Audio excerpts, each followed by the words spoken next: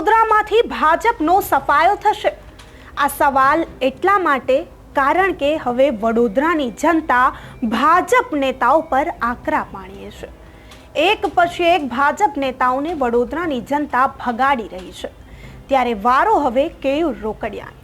નમસ્કાર, હું અમરીન અને તમે જોઈ રહ્યા છો નિર્ભય ન્યૂઝ।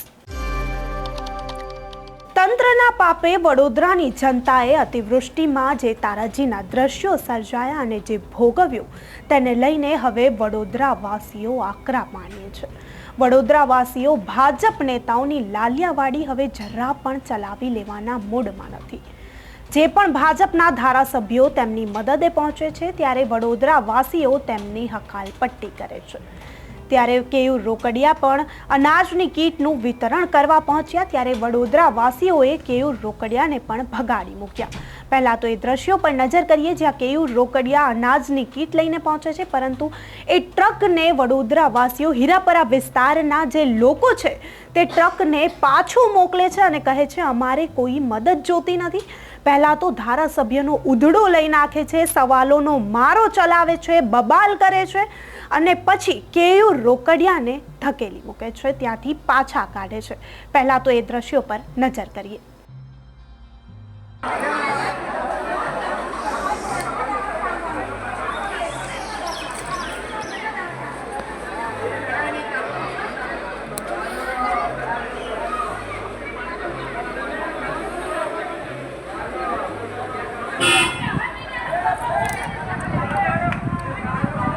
वीडियो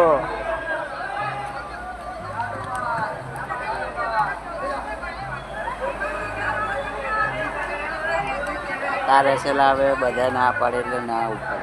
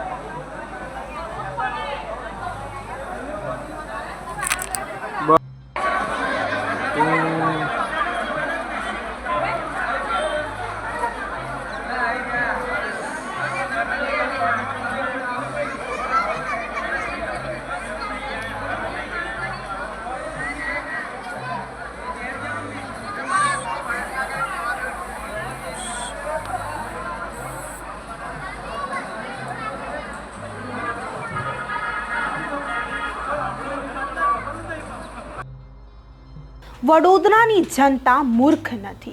આ જનતા જાણે છે કે જ્યારે અતિવૃષ્ટિ સર્જાઈ ત્યારે આ લોકો 3-4 દિવસ સુધી ઘરમાં પુરાઈ રહ્યા, પાણી સમા ઘરમાં પુરાઈ રહ્યા, ત્યારે તેમની મદદે કોઈ ન આવ્યું અને હવે જ્યારે પાણી ઓસરી ગયા છે ત્યારે નેતાઓ સોશિયલ મીડિયાની તેમની પ્રોફાઇલ મજબૂત કરવા, ફોટા પડાવવા નેતાઓ પહોંચી રહ્યા છે। આવા વડોદરાવાસીઓ ભાજપ નેતાઓ પર આક્ષેપ કરી રહ્યા છે।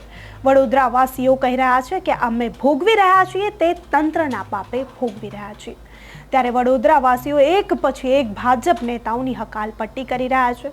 હર્ષ સંઘવી પણ આ ભાજપ નેતાઓની હકાલપટ્ટી જોતા વડોદરામાં એક્ટિવ થઈ ગયા, જાણે ભાજપ વડોદરામાં ડેમેજ કંટ્રોલ કરવા પહોંચ્યું હોય તેવું લાગ્યું।